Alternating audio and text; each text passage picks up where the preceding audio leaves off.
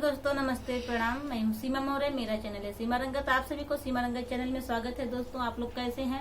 उम्मीद करती हूँ आप लोग स्वस्थ होंगे, मस्त होंगे, अपने अपने कामों में व्यस्त होंगे। दोस्तों, आप सभी के बीच में एक हवन गीत लेके आई हूँ। दोस्तों, आप लोगों को कैसा लगा कमेंट करके जरूर बताइएगा। और हमारी गीत पसंद आए तो प्लीज आप लोग लाइक, सब्सक्राइब, शेयर जरूर करिएगा। अपनी छोटी बहन के ऊपर आप लोग प्यार आशीर्वाद बनाए रखिएगा। धन्यवाद आप सभी को। दोस्तों,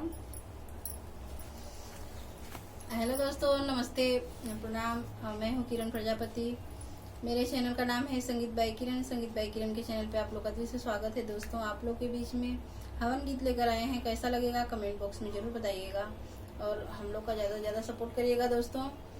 और वीडियो फुल वॉच देखिएगा, तभी समझ में आएगा। तो आइए सुने।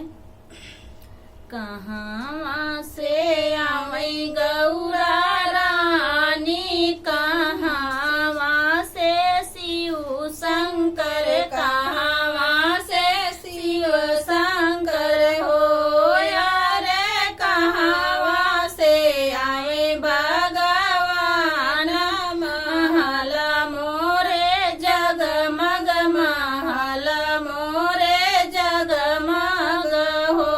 पूरब से आई गौरा रानी, पश्चिम से शिव शंकर, पश्चिम से शिव शंकर हो। अब उत्तर से आई भगवान, महल मोर जगमग, महल मोर जगमग हो। कालई के आई गौरा रानी, तका शिव शंकर, तका शिव शंकर हो।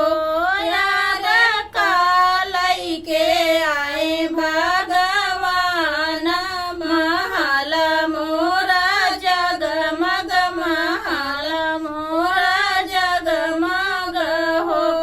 धना लई के आई गौरा रानी, धनाए शिव शंकर, धनाए शिव शंकर हो। अब पुतलई के आए भगवान, महल मोरा जगमग, महल मोरा जगमग हो। कहाँ से आवई गौरा रानी, तहाँ से शिव शंकर, कहाँ से शिव शंकर हो। अरे कहाँ से आए भगवान, महल मोरा जगमग, महल मोरा जगमग हो। नमस्ते, प्रणाम, जय श्री राम, हर हर महादेव। मिलते हैं अगले वीडियो में आप सभी से। जब तब तक के लिए श्री राम, जय जय श्री राम।